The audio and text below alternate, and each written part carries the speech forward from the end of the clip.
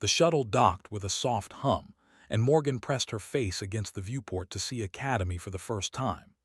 The station floated in orbit around a massive gas giant, its crystalline towers catching the light of 3 distant suns. It was the most beautiful thing she had ever seen. It was also the place where she would spend the next 4 years proving that humans deserved to stand among the stars. She grabbed her single bag and walked down the boarding ramp. The air inside the station smelled strange, like flowers mixed with something metallic. Took a deep breath and reminded herself why she was here. Her brother Danny was counting on her. His rare genetic condition had no cure on Earth, but somewhere in this galaxy, someone had the knowledge to save him. She would find it. She had to. A tall creature with blue skin and 6 eyes waited at the end of the ramp. He wore the silver robes of an academy official and held a tablet in his 3-fingered hands. He looked at the way someone might look at a stain on an expensive carpet. "You are the human," he said. It was not a question. "Morgan," she replied with a smile. "Thank you for having me." The official made a sound that might have been a laugh. "I am counselor. I will be your academic advisor. Follow me and try not to touch anything." Followed him through the station's gleaming corridors. Students of dozens of different species passed by, and every single one of them stopped to stare at her.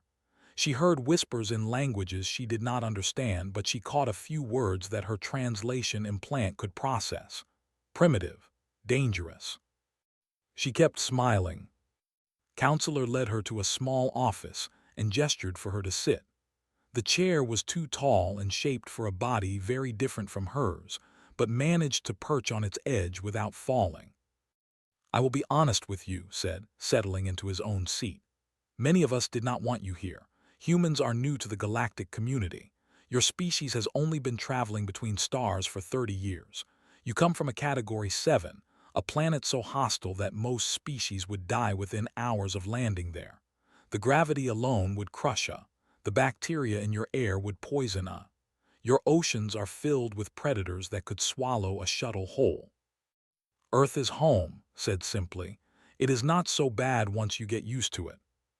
Stared at her for a long moment. "That is precisely what concerns us. You are used to it. You evolved on a world that tried to kill you every single day and you survived. That makes you unpredictable. That makes you dangerous." "I am just here to learn," said. "I scored well on the entrance exams. I earned my place." "So you did." Handed her a tablet with her class schedule and dormitory assignment. "Your roommate is unnamed. She requested a private room, but we do not have enough space this term. Try not to frighten her." Took the tablet and thanked him. She did not point out that she had never frightened anyone in her life. She was 5 feet 4 inches tall and weighed 120 pounds. On Earth, she was considered small. But she understood now that in the eyes of these aliens, she was a monster from a nightmare world. She found her dormitory room on the 17th level of the residential tower. The door slid open to reveal a space divided down the middle. One half was already decorated with floating lights and delicate fabric hangings. The other half was bare metal and empty shelves. Stood in the center of the room. She was beautiful in an alien way, with translucent skin that showed the faint glow of her internal organs and 4 slender arms that moved like water. Her large black eyes went wide when she saw. "You are the human," said. Her voice trembled. "I am. It is nice to meet you." Took a step backward. "I have read about your world. You eat the flesh of other creatures. You have bacteria in your mouths that cause infection. Your planet has something called hurricanes that can destroy entire cities." "We also have puppies," said, "and rainbows and really good pizza." Did not seem comforted. "I will speak to the housing office tomorrow. I am sure they can find you a different arrangement." Nodded and moved to her side of the room. She unpacked her few belongings in silence. Clothes, toiletries, a tablet loaded with textbooks, and one small photograph in a frame. She set the photograph on her shelf where she could see it from her bed. Danny smiled at her from the picture. He was 12 years old with messy brown hair and their mother's green eyes. He was also dying, slowly and painfully, from a condition that human doctors could not cure.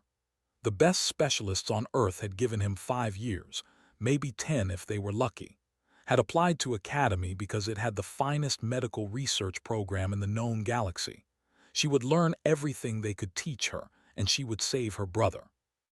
"I promise," she whispered to the photograph. "I will not let them break me. I will not give up. I will find a way." The next morning, walked into the dining hall for breakfast. The room was massive, filled with hundreds of students eating foods that ranged from recognizable fruits to things that looked like they were still moving.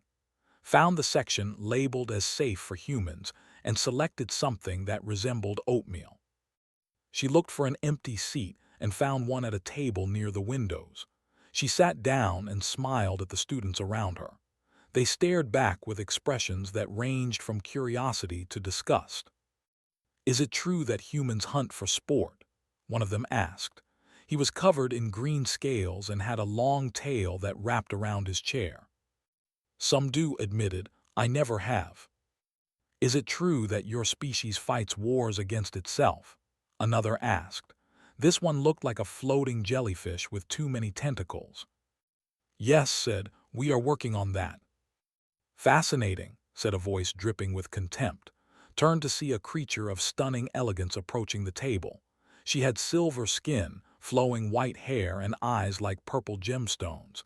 Everything about her screamed wealth and importance. "The admits that her species cannot even achieve peace among itself. Tell me, human, why should we believe you belong here?" "Because I passed the same tests you did," said calmly. "Because I want to learn. Because I have just as much right to be here as anyone else." The silver-skinned alien smiled coldly. My family has attended this academy for 12 generations. We have produced admirals, ambassadors, and scholars who shaped galactic history." She leaned closer. "You are a curiosity, a mistake, and you will not last the term." Held her gaze without flinching. She had faced bullies before. She had faced worse things than bullies on Earth. A mean girl with pretty skin and a famous family did not scare her. "Maybe," said, "but I am going to try anyway." Laughed and walked away, her followers trailing behind her. The other students at the table quickly found reasons to leave and finished her breakfast alone. That night she lay in her bed and listened to soft breathing from across the room. Her roommate had not spoken to her since that first conversation. The loneliness pressed against her chest like a physical weight. She looked at Danny's photograph in the dim light. She thought about home, about her parents who had cried when she left, about the friends who promised to write but probably would not understand what she was going through. She was alone on a space station full of aliens who thought she was a monster. She had 4 years of the hardest academic program in the galaxy ahead of her. She had an enemy who wanted to see her fail. Smiled in the darkness. She had survived 18 years on a, she could survive this too. The first month at Academy was the hardest of life. The coursework was brutal, designed for minds that had been preparing for this level of education since birth. The technology was alien in ways she had not expected, built for creatures with different numbers of fingers, different ways of seeing, different methods of thinking. She fell behind in nearly every class. Theoretical physics made her head spin. The professor, a being made entirely of crystallized energy, spoke in concepts that human language did not have words for. Sat in the back of the lecture hall and tried to take notes, but half the time she did not even understand the questions, let alone the answers. Was slightly better. She could at least see the star maps and understand the basic principles of navigation. But her first exam came back with a score that made her stomach drop. She had passed, barely, while the average score in the class was nearly perfect. Her classmates noticed, they always noticed. "The human is struggling," she overheard a group of students whispering in the corridor. "Perhaps her primitive brain cannot process advanced mathematics." "Give her time," another replied with a cruel laugh. "She will wash out before the winter break." pretended she did not hear them. She went to the library and studied until her eyes burned. She attended every optional tutoring session and asked questions that made the instructors sigh with impatience. She refused to give up, but made everything harder. The silver-skinned noble had decided that was her personal project, a target for endless small cruelties. She spread rumors that had cheated on her entrance exams. She convinced other students to refuse to work with on group assignments. She made sure that ate alone at every meal. The worst part was brilliant. She scored at the top of every class, answered questions before the professors finished asking them, and moved through the academy like she owned it. Which, learned, her family partially did. The family had donated the funds to build two of the academy's research wings. They had connections to the highest levels of galactic government. Had nothing but her determination and a photograph of her dying brother. One evening she sat alone in a corner of the library, struggling through a textbook on xenobiology. The words blurred together and she rubbed her tired eyes. She had been awake for 30 hours. On Earth, that would have been impressive. Here, it was merely necessary. "Excuse me," a soft voice said. "Is this seat taken?" Looked up to see a student standing nervously nearby. She was smaller than most of her species, and noticed immediately that she had only 3 arms instead of the usual 4. The missing arm had been replaced with a simple prosthetic that did not quite match her translucent skin. "Please sit down," said I know who you are." The settled into the chair across from her. "Everyone knows who you are, I am." "Nice to meet you." Glanced around the library as if checking for observers. "I wanted to tell you something. I think what is doing to you is wrong. You have not done anything to deserve such treatment." Blinked in surprise. This was the first kind word anyone had offered her since she arrived. "Thank you. That means a lot." "I understand what it is like to be different," said quietly. She touched her prosthetic arm. "I was born with a defect. Among my people, that makes me less valuable. I was not supposed to be accepted here, but my test scores were too high to ignore. So they let me in and then they pretend I do not exist." "That sounds lonely."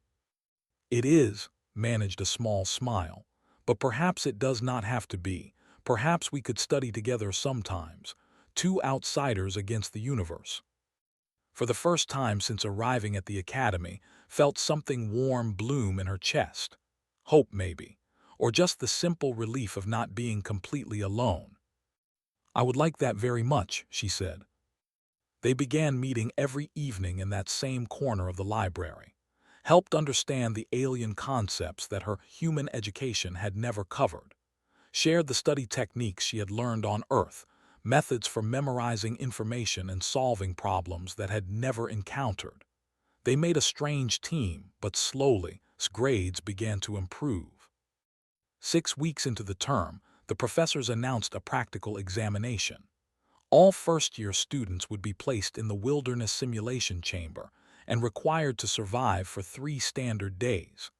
They would be graded on their ability to find food, water, and shelter, while avoiding the environmental hazards programmed into the simulation. "The simulation is randomly assigned," counselor explained during the briefing. "You will not know what environment you face until you enter the chamber. It could be an ice world, a desert planet, a toxic swamp. You must adapt or fail." Noticed smiling at her from across the room. It was not a friendly smile. The day of the examination arrived. Students entered the simulation chamber one by one, disappearing through the portal into whatever nightmare landscape awaited them. Watched her classmates emerge hours or days later, exhausted and shaken. Some had barely survived. A few had failed completely and been extracted by safety protocols. When her turn came, stepped through the portal and found herself standing in a jungle. Not just any jungle. She recognized the massive trees draped with vines, the thick humidity that pressed against her skin like a wet blanket, the chorus of insect sounds that filled the air. This was the Amazon rainforest. Someone had programmed the simulation to match her home planet's most dangerous wilderness. She heard a rustling in the undergrowth and caught a glimpse of something with too many teeth watching her from the shadows. The simulation had included predators. Of course it had. Understood immediately what had happened. This was not random. Someone had arranged for her to face Earth's jungle, thinking it would frighten her, thinking it would prove that even a native could not handle the horrors of her own planet under examination conditions. They had made a terrible mistake. Smiled and began walking deeper into the green chaos. This was home. Maybe not this exact jungle, but the same planet, the same rules, the same survival instincts that had been bred into her ancestors for millions of years. She knew which plants were safe to eat and which would kill her. She knew how to find water by following animal trails. She knew how to build shelter from fallen branches and broad leaves. The predators watched her from the shadows, but she was not afraid. She had grown up on a world where humans were not the biggest or strongest creatures.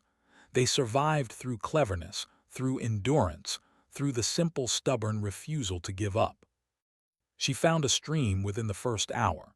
She built a shelter before nightfall. She caught fish using a trap made from woven vines and cooked them over a fire she started with friction and dry leaves. She slept lightly, waking at every sound, the way humans had slept for 100,000 years before they invented walls and locks. The simulation threw challenges at her, storms that flooded her shelter, predators that stalked her through the night, insects that swarmed and bit and tried to drive her mad, handled each one with calm efficiency. This was not a challenge. This was Tuesday on Earth. She emerged from the simulation chamber after 36 hours, less than half the required time. Her clothes were torn and dirty, but she carried enough food and supplies to sustain a small group.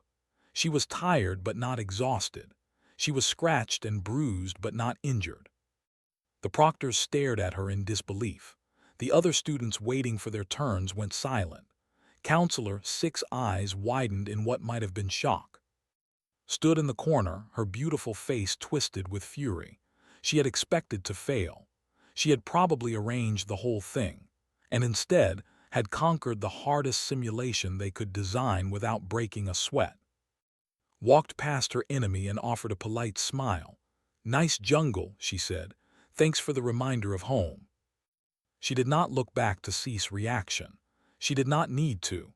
The whispers spreading through the crowd told her everything she needed to know. The girl was not going anywhere. Word spread through Academy like fire through dry grass. The human had conquered the wilderness simulation in record time. The girl had faced a jungle designed to break her and walked out smiling. Students who had ignored for weeks suddenly watched her with new eyes. Some looked at her with grudging respect. Others looked at her with fear. Did not let the attention change her routine.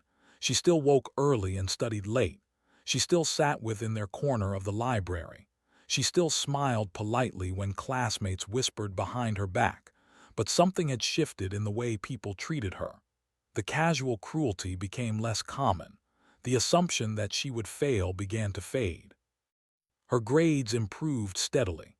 The human brain, it turned out, was remarkably good at pattern recognition and strategic thinking, excelled in classes that required her to analyze complex situations and find creative solutions. Her professors stopped looking surprised when she answered questions correctly. Counselor called her into his office one afternoon. "Your performance has been impressive," he admitted, though he did not sound happy about it. "The wilderness examination results have been widely discussed. Some faculty members believe you may have potential after all." "Thank you," said carefully. She still did not trust her advisor. Something about his six-eyed gaze made her uncomfortable.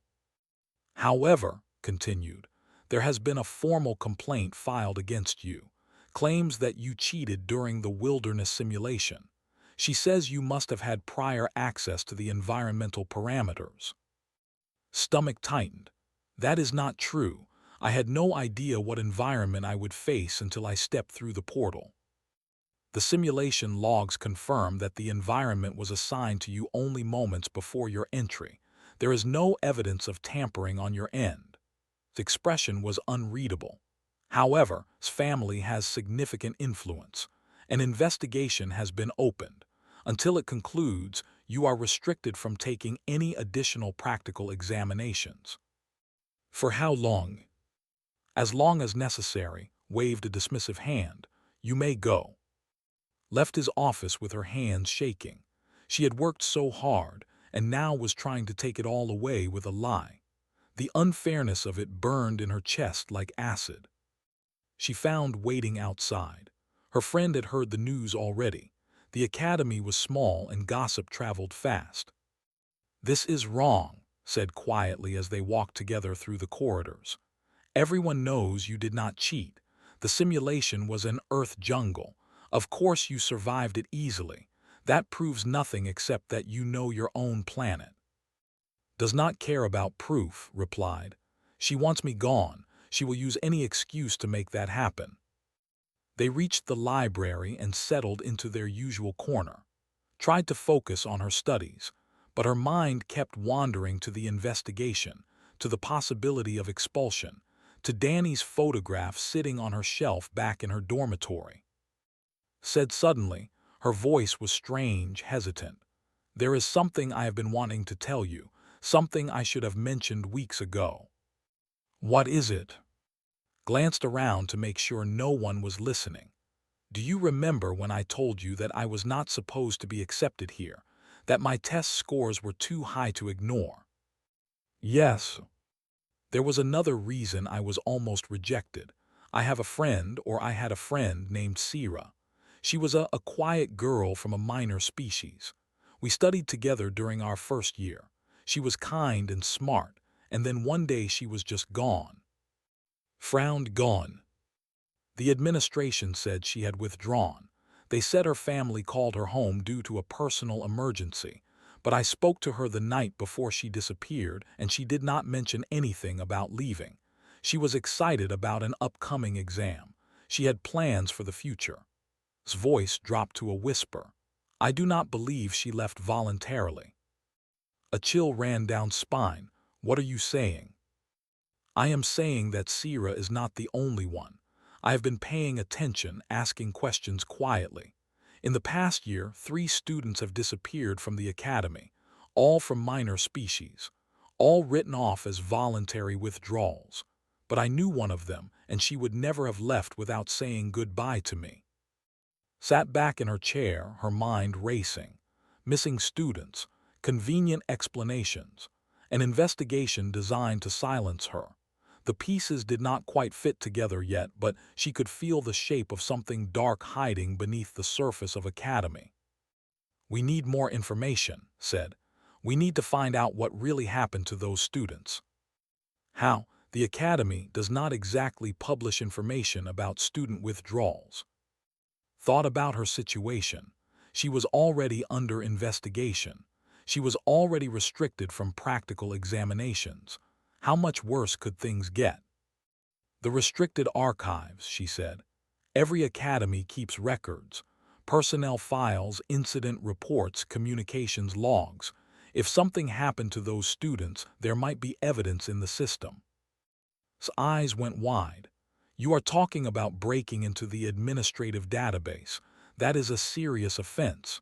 If you are caught, you will be expelled for certain." "I might be expelled anyway. At least this way I will know the truth." That night waited until the corridors were empty and the lights had dimmed to their nighttime settings. She slipped out of her dormitory and made her way to the administrative wing of the station.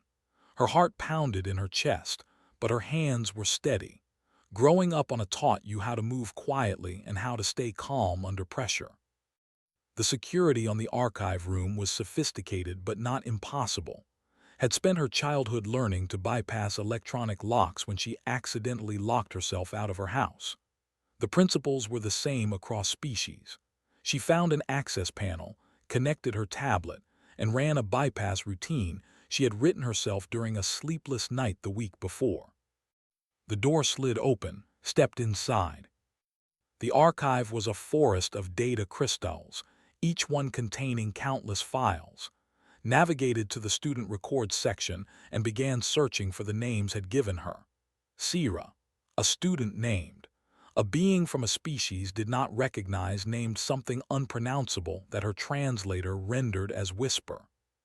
She found their files, all three listed as voluntary withdrawals, all three with vague explanations about family emergencies or personal circumstances, all three lacking any contact information for follow-up. Dug deeper, she found communications logs between counselor and an external party. The messages were encrypted, but the metadata was not. They had been sent to a location in the outer systems, a region known for criminal activity and black market trading. She found financial records showing large deposits into a hidden account that traced back to the Academy's administrative budget. The amounts corresponded to the dates of the student disappearances. She found a manifest for a transport ship scheduled to depart in 2 days. The cargo was listed as biological specimens. The destination was a Vex Syndicate holding facility. Blood ran cold. The Vex Syndicate was one of the most dangerous criminal organizations in the galaxy. They dealt in weapons, drugs, and something far worse. They traded in living beings. Collectors and researchers paid fortunes for rare specimens, and the Syndicate provided them without asking questions about consent or survival. Someone at Academy was selling students to slavers. Downloaded everything onto her tablet and erased her traces from the system. She slipped back out of the archive and hurried through the dark corridors toward her dormitory. Her mind was spinning. Counselor was involved. Her own advisor was evaluating students for their market value while pretending to guide their education. The disappeared students had been chosen because their species had rare genetic traits worth money to the right buyer, and realized with a sick certainty that she had been flagged the moment she arrived. A human from a would be worth a fortune. Her immune system, her endurance, her ability to survive in conditions that killed other species. She was not just a curiosity, too. She was merchandise to Counselor. Reached her dormitory and locked the door behind her. She looked at Danny's photograph on her shelf. She had come here to save her brother. Now she had to save herself and everyone else who was in danger. The question was how. She had evidence, but who could she trust? How deep did the conspiracy go? How many people at the Academy knew what was happening? She needed allies. She needed a plan. And she had less than 2 days before the next transport left with its cargo of victims. Sat on her bed and began to think. Spent the night reading through the files she had stolen from the archive. Each document made the picture clearer and more horrifying. Counselor had been running his operation for years. He identified students with valuable genetic traits, isolated them from their support networks, and then arranged for their quiet disappearance. The families received messages about withdrawals and transfers. The Academy records showed nothing suspicious. The Vex Syndicate paid handsomely for each delivery. The victims were always from minor species, beings whose governments lacked the power to investigate, beings whose families could not afford to ask difficult questions, beings who would not be missed by anyone important. Until now, because had found evidence that the next transport was scheduled to carry 6 new victims, and one of them was listed under a name she did not recognize. But the species designation made her pause. A species. Searched through more files and found an older manifest from 11 months ago. There, buried among the cargo listings, was another name. Age 16, transferred from the Academy due to family emergency. His younger sister sat back and stared at the screen. Her enemy had been hunting her for weeks, trying to destroy her, trying to drive her out of the Academy. And all along had been searching for a sister who was already gone, sold to criminals who saw her only as merchandise. The irony was bitter. Blamed humans for being monsters. Meanwhile, monsters from her own civilization had taken her family. knew what she had to do. She could not expose this conspiracy alone. She needed help from someone with power, someone with resources, someone who would believe her because they had personal reasons to want the truth. She needed. The next morning found the noble in one of the Academy's meditation gardens. Sat alone on a bench beneath an artificial tree, her silver skin catching the simulated sunlight. She looked tired, realized. Behind the arrogance and cruelty, there were shadows under her purple eyes. "We need to talk," said. His expression hardened. "I have nothing to say to you. Enjoy your remaining days at the Academy. The investigation will conclude soon enough." "I know about." The words hit like a physical blow. Her composure cracked, and for just a moment saw raw pain in her eyes. "How do you know that name?" "I found evidence last night. Evidence about what really happened to her and to other students who supposedly from the Academy." Sat down on the bench, keeping a careful distance between them. "Your sister did not transfer to another school. She was taken, sold, by someone you trust." "That is impossible. My family investigated. We hired private agents to trace her movements.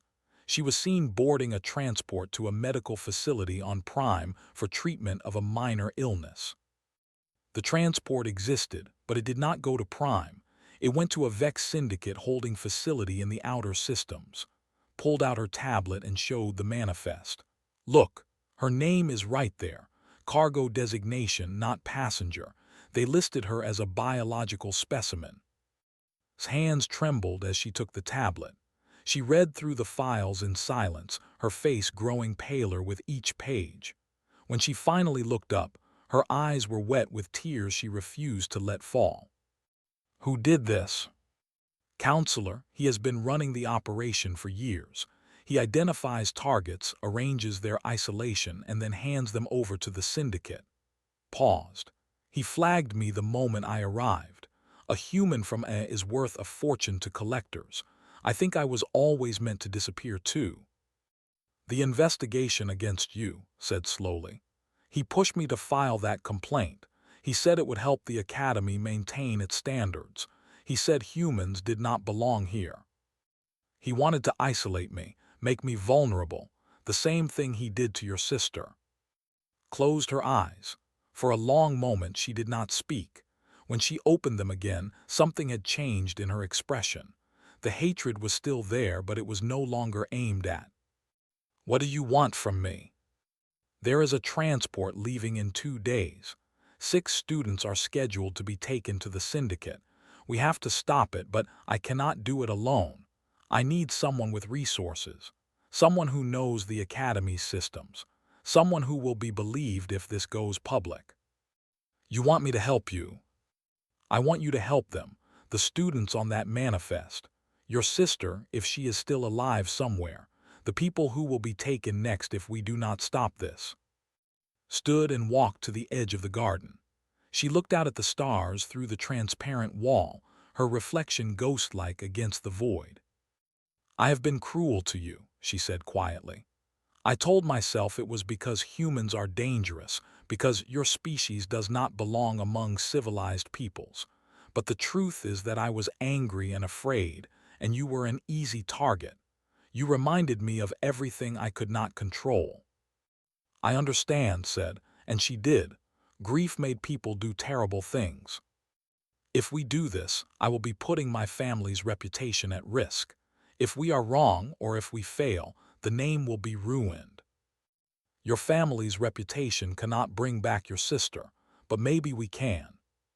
Turned to face her. The tears she had been holding back finally fell, silver tracks down silver cheeks. "Tell me what you need." They spent the rest of the day planning. Joined them, shocked but determined when she learned the full truth about her missing friend Sira.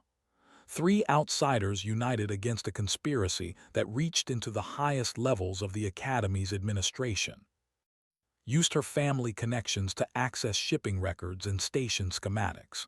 The transport was scheduled to dock at a private bay on the station's lower levels, far from the main traffic areas.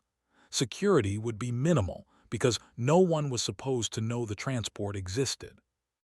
Analyzed the files had stolen and found communication patterns that suggested was not working alone.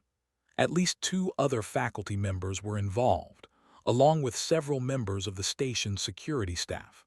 The conspiracy was larger than they had feared. Studied the syndicate facility's location and layout. The students would not be taken directly to buyers.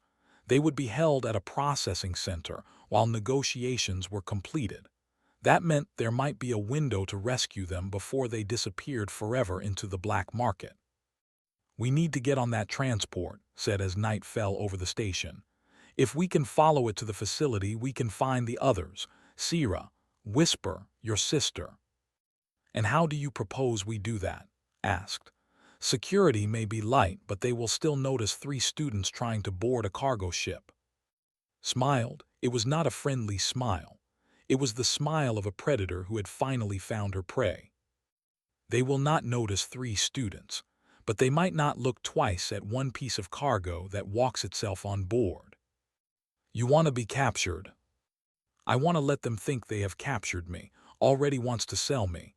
All we have to do is make it easy for him." She pulled out her tablet and showed them the manifest. "My name is already on the list. Someone just has to bump up the schedule." Shook her head. "This is insane. You will be walking into the hands of criminals who see you as property. What if something goes wrong?" "Something has already gone wrong. Students are being sold into slavery, and no one has stopped it because no one knew." Looked at her friends, these unlikely allies who had every reason to hate her and had chosen to trust her instead. "I grew up on a world where everything wanted to kill me. I survived because I learned to adapt, to endure, to never give up no matter how bad things got. These people think I am just another specimen. They have no idea what a human can do when she has something worth fighting for." Met her eyes. Something passed between them, a recognition of shared purpose that transcended their differences. "You are either the bravest person I have ever met," said, "or the most foolish. On Earth we call that being human." Stood and looked out at the stars. "Get the ship ready. When I signal, follow the transport to the facility. And if this works, we are going to save your sister." For the first time since had known her, smiled without cruelty. "Then let us make sure it works." The capture happened exactly as had planned. She let herself be seen alone in the corridors after curfew. She walked past the security checkpoints that's people controlled. Within an hour, 2 guards found her and escorted her to a holding room with the kind of efficiency that suggested they had done this many times before. Counselor arrived shortly after. His 6 eyes studied her with cold satisfaction. "Miss Morgan, I was not expecting to process you so soon, but opportunities must be seized. A collector on the Outer Rim has been asking about specimens for months. You will make someone very happy." "And very rich," said calmly. "That too," gestured to the guards. "Prepare her for transport, standard sedation protocols." Did not resist when they injected her with something that made her muscles heavy and her thoughts slow. She had expected this. Human physiology processed sedatives differently than most species. The dose they gave her would have knocked out her for days. It barely made drowsy. She let her body go limp and pretended to be unconscious as they loaded her onto the transport. She heard voices around her, the hum of engines warming up, the thud of cargo containers being secured. Then the ship lifted off, and Academy fell away behind them. The journey took several hours. Counted heartbeats to track the time, a trick she had learned during camping trips on Earth when she needed to stay alert through long nights. She listened to the crew moving around the ship and memorized their patterns. 2 guards on rotation, a pilot who never left the cockpit, and somewhere in the cargo hold with her, other prisoners waiting to meet the same fate. The ship docked at the syndicate facility with a gentle bump. Heard the cargo bay doors open and felt herself being moved on a hovering platform. The air smelled different here, recycled and stale, like a place that never saw natural light. They put her in a cell. The walls were smooth metal with no windows and no visible seams. A force field hummed across the doorway, opened her eyes and took stock of her surroundings. She was not alone. 11 other beings sat or lay in the cells around her, visible through the transparent barriers that separated each enclosure. Some she did not recognize. But there, 3 cells down, was a young woman with silver skin and purple eyes so like that's heart clenched. Was alive. "Hey," called softly, "can you hear me?" The prisoners stirred. Heads turned toward her with expressions of confusion and fear. They had clearly given up hope long ago. "Who are you?" asked. Her voice was rough from disuse. "My name is Morgan. I'm a student from Academy. Your sister sent me." His eyes went wide. "She knows I am here. She knows now, and she is coming to get you, all of us." Stood and examined the force field across her cell door. Standard security measure designed to contain docile prisoners who had accepted their fate. "But I am not going to wait for rescue. I am getting us out of here."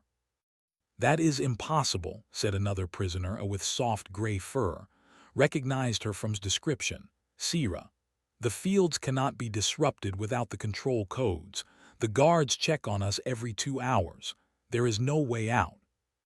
"There is always a way out." Began stretching her muscles, working off the last effects of the sedation.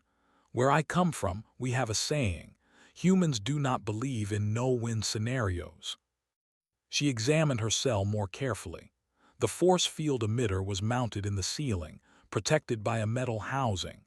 The floor was solid but slightly different in texture near the back corner. Maintenance access, probably. Every facility needed a way to repair its systems. Dropped to her knees and felt along the floor.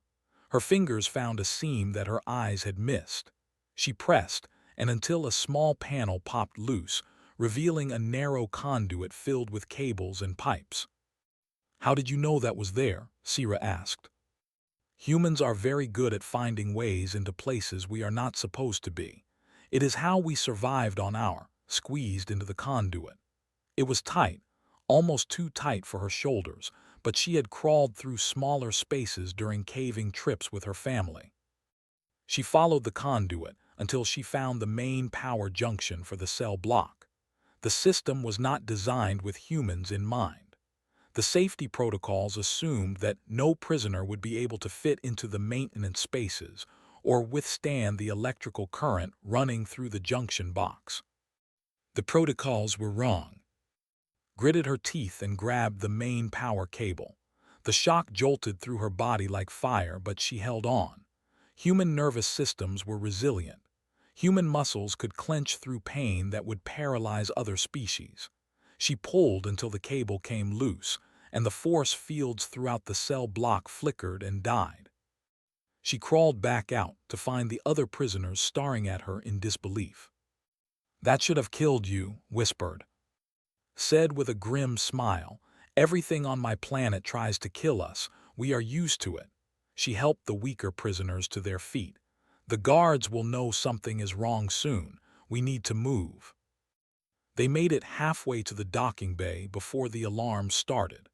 Had memorized the facility layout from the schematics had found, and she led the group through maintenance corridors that the guards did not expect anyone to know about.